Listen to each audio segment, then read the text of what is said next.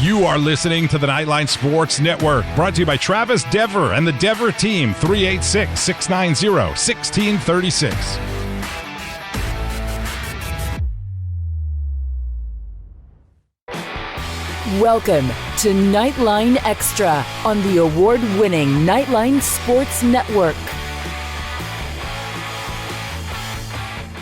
All right, please welcome Kyle Israel. Kyle, it's been a while since we talked, but good stuff going on for UCF. Beating UConn, 49-17, I think it was this week. Great job by Mikey Keene. Mikey Keene has really come along, in my opinion.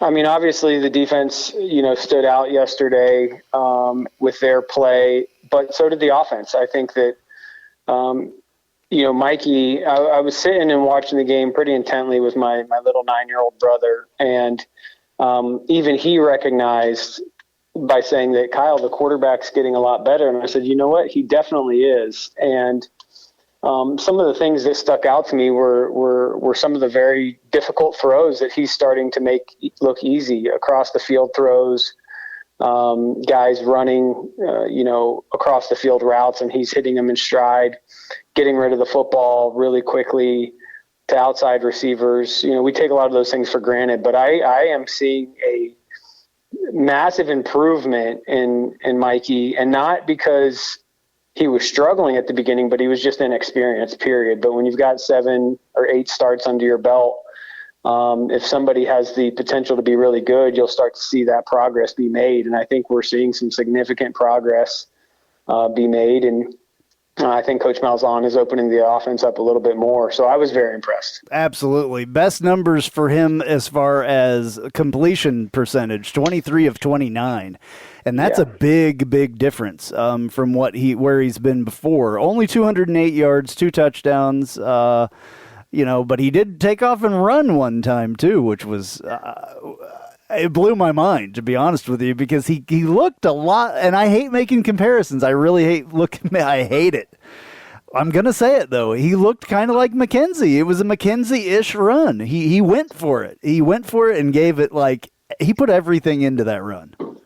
No, I agree. And I was impressed with the run. There's no doubt that he's very athletic. We can't talk about this game or even last game without giving a shout out to Parker Navarro and his athleticism that we've seen displayed. I think we definitely need to give him a shout out, and he deserves it.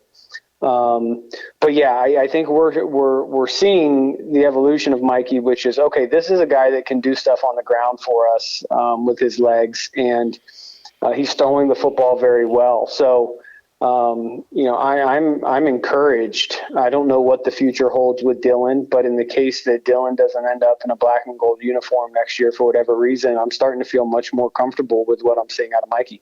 Absolutely, yeah. And I just talked about that on the radio show as well. I said I didn't know. I wasn't going to be the guy to go out and say that on the radio, but I said that I didn't know what was going to happen with Dylan.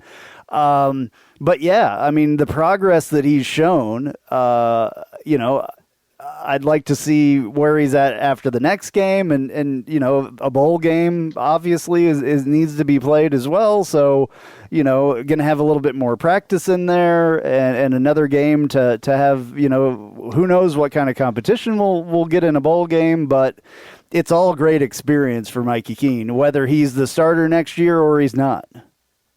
No, there's no doubt, and you'll feel comfortable as a staff if Dylan's back. I think Mikey's done enough in what will be 9 games to at least push Dylan, for the starting job, and that's what you want. I'm not saying he could beat him out, but you want somebody that Dylan's got to look over his shoulder and go, okay, this guy's coming for me. By the way, he's got basically a season of experience under his belt. That's just going to make the team that much better, and I think that we've seen that progression. Yeah, Parker Navarro was a guy, you talked about him earlier, and I played some clips on the radio show, and I will in the podcast as well, about Parker Navarro, and he's shown some really good stuff as far as especially running the ball. That was kind of Joey Gatewood's thing, and then all of a sudden Joey Gatewood kind of comes up a little bit sore after a game, and then Parker Navarro gets thrown in. I was talking about Parker Navarro at the beginning of the season, honestly, as being the guy that I figured would transfer out after the end of the year, just because, he's a redshirt freshman and basically is third string now. I don't know. I mean, I'm sure that if he does do that, if he does transfer, if he's I feel like he's a guy that could start someplace.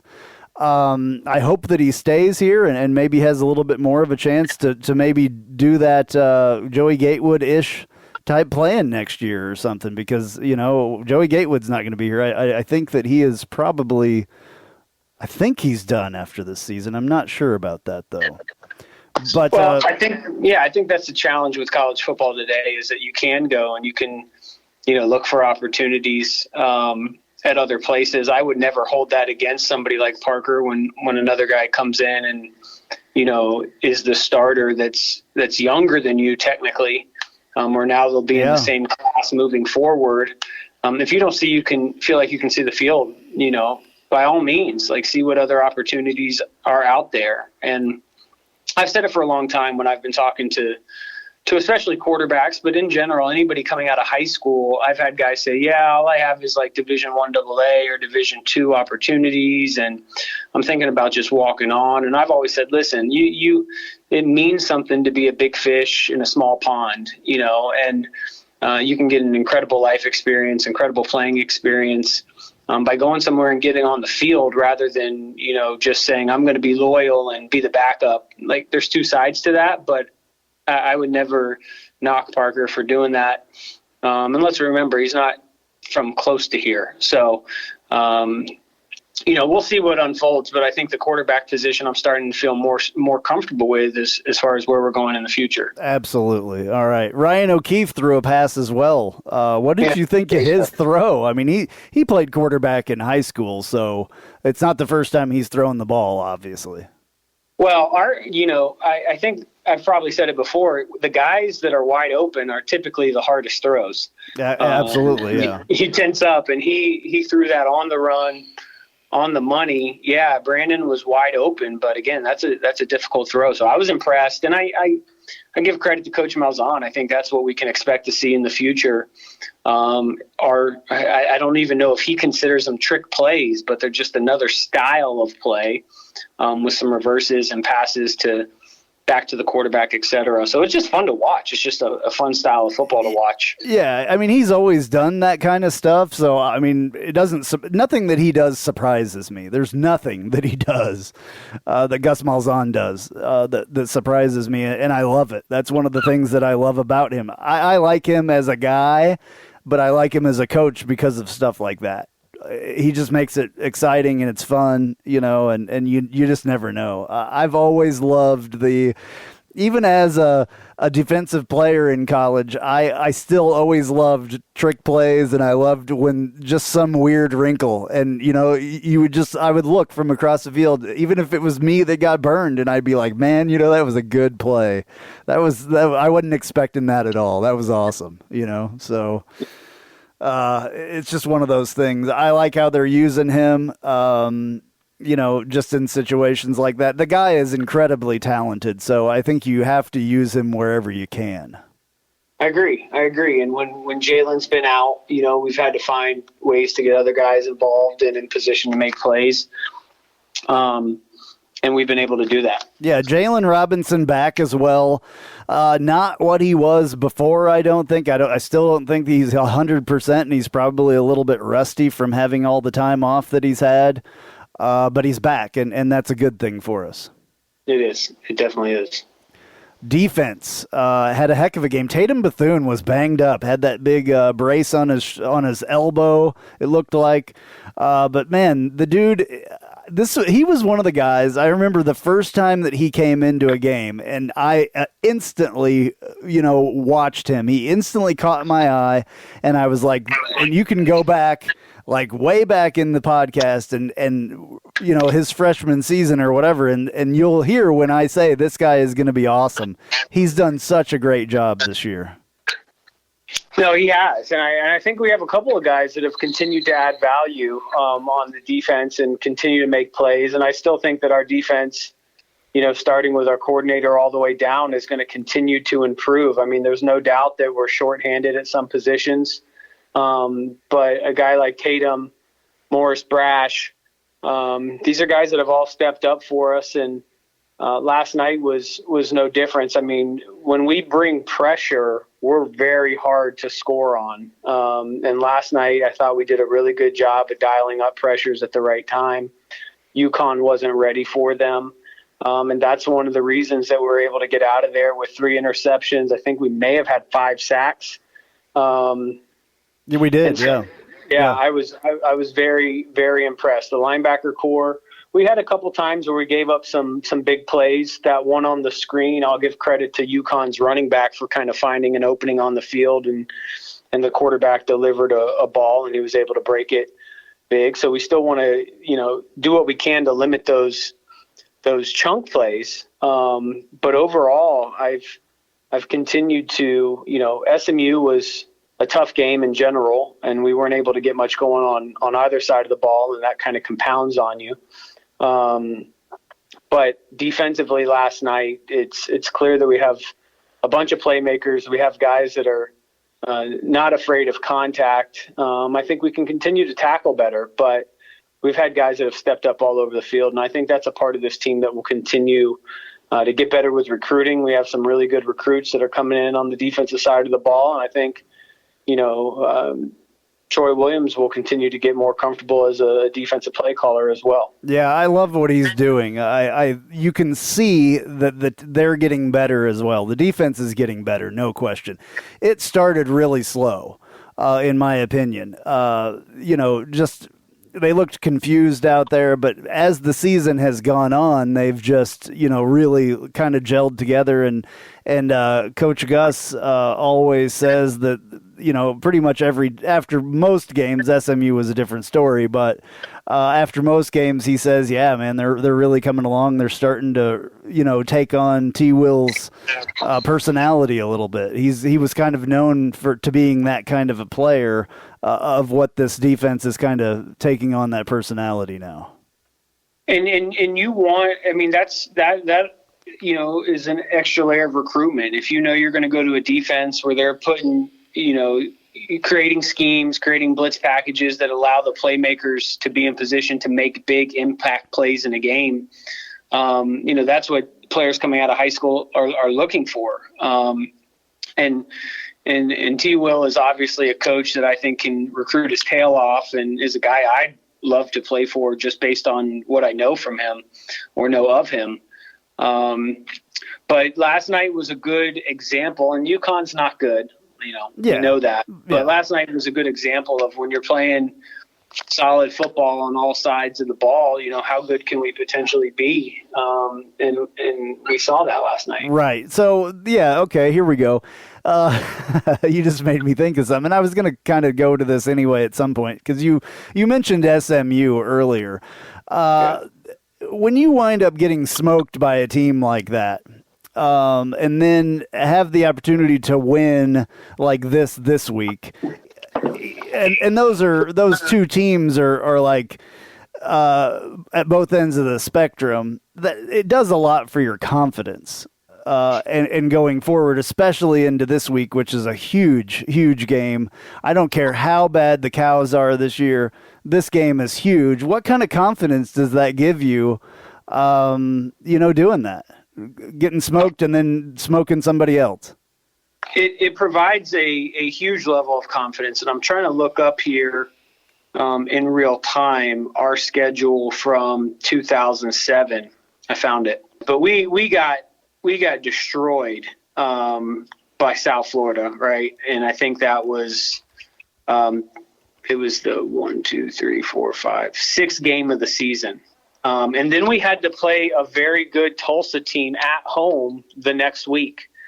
We got off that bus after we got back from Tampa. Coach, gave the team a typically you don't meet right after a game, but we had a team meeting, kind of position where we could go for the rest of the season if we bought in, and then brought me into his office and said, I need you to play and have fun, and not be so tight. I felt like you played very tight today. And so I feel like I loosened up quite a bit after that. And then we had a big win against Tulsa at home. And I think we won 1, 2, 3, 7 4, games. 5, 6, 7 games in a row. Yeah. After that. And that Tulsa game was a huge confidence builder after getting our doors blown off by South Florida. We went on the road and beat Southern Miss and then took care of Marshall and homecoming. So I think this could be, a scenario like this is huge for confidence. I think South Florida is going to come in and throw everything they have at us. You'd expect them to. And they've played good football this year. I mean, at times they've played really good football. They haven't been able to. They have played good football. You've seen good offensive play in games. You've seen good defensive play. I'm not sure they've had their best overall game, but I feel like it's cliche-ish to some extent to say throw the records out the window. But typically that's in fact exactly what most players playing in a game do. They, in a rivalry game, for the most part, you feel like you have an opportunity to go out and win. And so South Florida is going to come over here expecting to win that football game.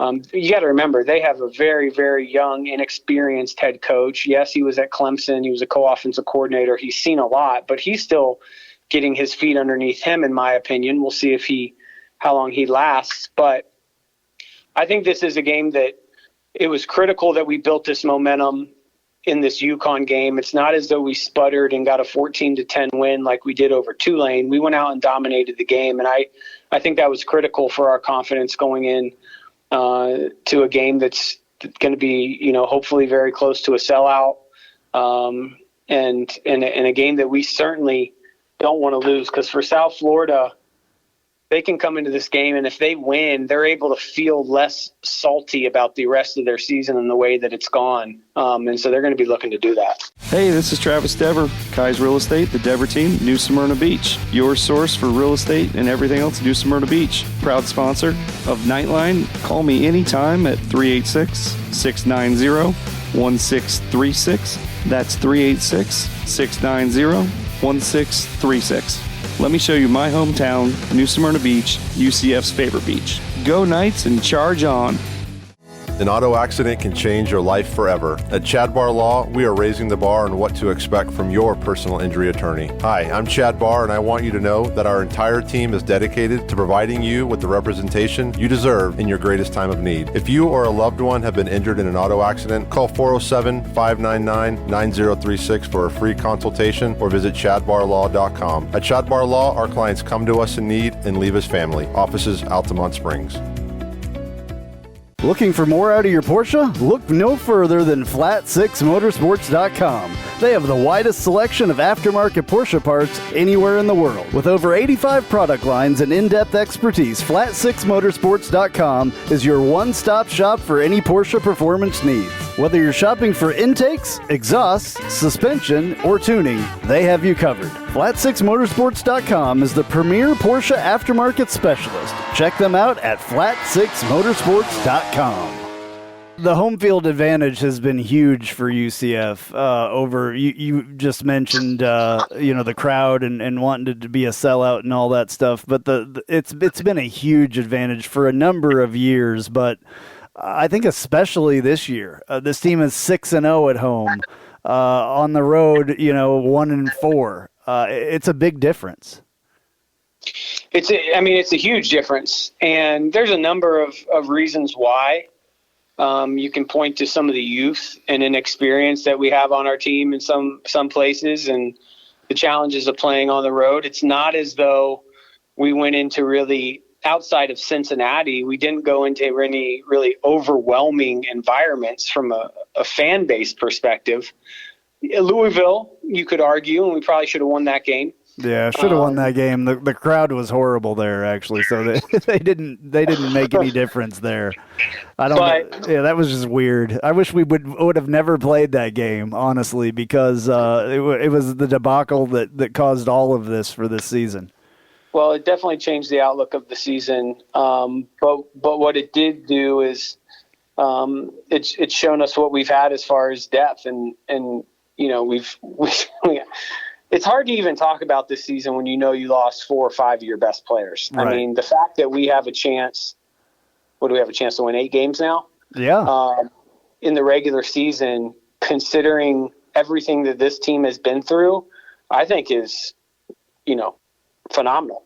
I really do. I think there was a time in the season, especially after the Navy loss, I was talking to my dad, and and I respect his opinion. He's like, I don't know if we can get to 6 wins. Like we may struggle to get to 6 wins. There's some games we can lose. So for us to have a chance to get an 8th win, to go focus on winning the bowl game, I think it's been a good season, a good momentum season, and I really feel like ultimately, for Coach Malzahn, who's also been injured. That's crazy. Well, how crazy is that? Like already the injuries, and then to have some freak thing. It happened right in front of me. I saw it happen, and I'm just like, he's hurt. Like he's really hurt. And this is so weird. It's just the weirdest thing. And him sitting up on his little perch on the sideline is odd. I mean, I've never seen that before. I mean, no, I've never seen that. Nothing like that. This is it's a comical season in a way. It's kind of weird. I hope we never have a season like this ever again. I mean, it's a winning season, but just, the injuries piling on and on and on. And who would think week 3, you would go out and play this game. It was a pretty close game. It wasn't a shellacking like Cincinnati gave us or SMU gave us, but it changed the direction of the entire season. With how many times do your starters, like 3 or 4 of your best players, go out in one game? I mean, it's unbelievable that we've got to 7-4. Unbelievable, in my opinion. No, it really is, especially with how critical, Bowser, Isaiah was to our offense, with how critical Jalen's been to our offense. Obviously, Dylan goes without saying. You lose some key guys along the defensive front. And then your head coach is forced to coach in an environment that he's never coached in before. I mean, he hates it.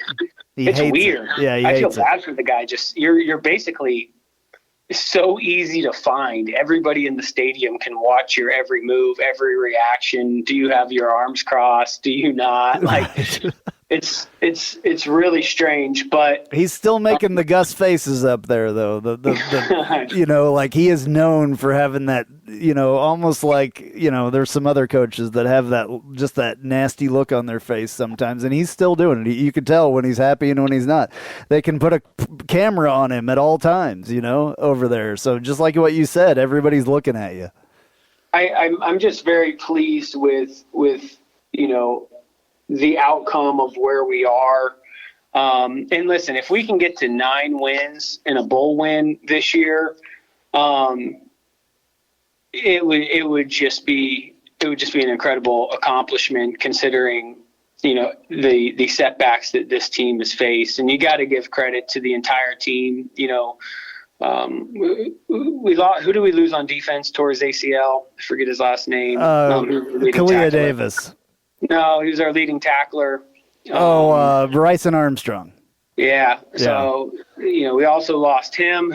So we lost our leading tackler with 2 games left in the season, and a third if you count the bowl game. So the injuries are just staggering. Yeah. And what do you think? I mean, I know that neither one of us are like exercise physiologists or anything like that, but what's going on? Is this... I don't know what's going on. Is this a workout thing? I mean, we've never really had this kind of an issue before, for a long time anyway. Well, I don't think that it's some of them weren't. I mean, we knew Bowser was messed up in the first place. He's always been, and that's been the issue with Bowser. Bowser's awesome, and he probably, I mean, who knows what that guy could have done if he could have stayed healthy, but we knew coming from Northwestern that his knees were messed up. And this is the thing. I said that he would set the world on fire if he could stay healthy. And he just hasn't been able to. And it's a bummer because I love that guy. I love the way he runs and everything else. But just haven't been able to stay healthy. And then Dylan Gabriel, that doesn't happen very often. It's just, that was a freak thing. If we were, 3 points or maybe more ahead in that game, hopefully he wouldn't even have been in there at that time. Yeah. So it was just really random stuff. And I don't even know what Jay Flash's injury is. I've never even heard. Nobody's ever said anything. It's just weird. I would call it more of an uncommon chain of events or atypical circumstance. Dylan's injury is certainly not a reflection of the strength and conditioning program. And, it was a freak accident, to your point. So I think we've weathered the storm of this season, and hopefully we can stay healthy in the future. But right now, I'm just happy to have the amount of wins that we have, and hopefully we can get a big one on Friday afternoon. Yeah. So with everything that's happened this season, and really kind of turning it on in a way in the second half of the season, how much of this is coaching? I think a lot of it is, personally. My personal opinion, I think if we didn't have a guy that was experienced as Gus Malzahn, we would be in a much worse place. No, I agree. I think that the way that he framed, okay, we went 3-3 at the beginning of the season. We have a second season. Our goal is to go, undefeated. We're not going to reach the undefeated goal, but we've turned it around. I think that his experience as a coach is definitely a reason that we've seen this type of success considering the circumstances. And then I think that we've got some pretty good player leadership on the team. Big Cat Bryant seems to be a strong leader on the team. I think Dylan has continued to stay in a somewhat of a leadership role. And so I think that it is a lot coaching. I also think, and this is just a complete theory of mind rather than me having any type of data to draw a conclusion on this, but players have the opportunity to monetize now. And so their ability to perform and go out there and give it their all each and every game, despite the course that the season has taken, despite what's going on around them, they can position themselves to earn revenue now. That's true. I think that you probably want to go out there and do everything you can to make as big of an impact on a game and showcase your skills, because there's potential money to be made on the other side of that. And I don't know how much of an impact that's made. But, that's true, but I forgot about that, to be honest with you. I haven't even been thinking about that, but you're absolutely correct. Yeah. Right. So another thing here, this was kind of an odd thing that was in the post-game notes, and I never really thought about this until now. The Knights are 7-0 on natural grass and 0-4 on artificial surfaces. Oh, how weird is that? That's weird. That's obviously strange. We're 6-0 at home, and we have grass. So the 0-4, we had one win somewhere else on grass, but lost every game on artificial surfaces. That's weird. Yeah, it is strange, and it's not as though that's a foreign surface to us, because that's what our indoor facility is. Right, but when I saw it in the notes, I was like, whoa, this is weird. And somebody did some digging to look into that, so kudos to them for coming up with a weird one. That plays too big of a factor. I can tell you, only having 12 of the 22 practices that we could have had going into Wisconsin to open the season in 2004 because of all the hurricanes, that definitely made an impact. So the indoor facility has been great for us, and having that over the last 17 years. But yeah, that's an interesting stat. I can't draw any conclusions from it, but it's very strange. Yeah, I don't know. I just wanted to say something about I was looking over the notes last night, and I just saw that, and I'm like, whoa, okay, that's weird. And then I started thinking about injuries. How many of these injuries happened on artificial surfaces? Some of them did. I mean, the artificial surface, one of those artificial surfaces was Louisville, and that didn't help anything. Knees and everything else can be hurt a lot easier on artificial surfaces. So, I guess SMU probably has an artificial surface down there in Texas. Yeah, they do. So Bryson Armstrong, that's where he hurt his knee, tore his ACL on artificial surface. Yep. I don't know. Let's be clear. It's definitely not the days of the AstroTurf. Oh no. Did you play on that stuff? I played arena football, and I played at Marshall in 2006 on AstroTurf, and it was so terrible. When I played at Kansas, we had the original AstroTurf that was like an eighth of an inch thick, maybe. It was like it was honestly it was less thick than most household carpet. And there was concrete underneath it, and that's it. It was like playing on a tennis court. It was horrible. It was horrible. I mean, I know for a fact that my body is worse off now because I played on that surface than anything else. But you could run fast on it. You could run super fast on it. Yes, that was awesome. But when you got tackled or you tackled someone on it, I mean, I have scars on my elbows still from it. Just you would get this horrible carpet burn, and they still get it these days. Guys do on the stuff, that I don't know. I never played on the new stuff with the little rubber particles in it. I always thought that would be kind of weird. I would be afraid of getting that stuff in my eyes personally. That's the one thing I always think about, because you see guys get up and it's stuck, when they're sweaty and it's stuck to them. Yep. I don't know. I would have.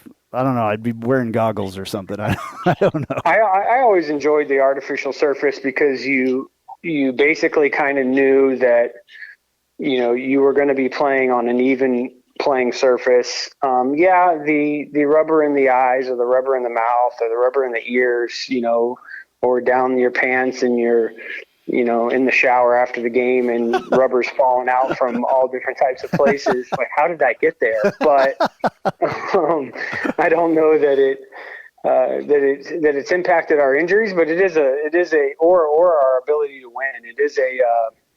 It's an interesting stat. I think it's just I just thought it was weird. So it is unique. Thought it was weird. All right. I don't know what more we really have to talk about here, but that was fun anyway. Going into the rivalry week, you've played in them, I've played in them. It's a completely different thing. Totally different experience. You can feel the anticipation. Throughout the course of the week, you can feel the anticipation around campus. It's definitely something that you love to be a part of. Obviously, we never beat South Florida when I was playing, and so that's something that's always a bit frustrating. But nonetheless, I mean, it acts as a game despite the records that you can get excited about. And I'm sure our guys are excited about this. I know our fan base are excited about this game. And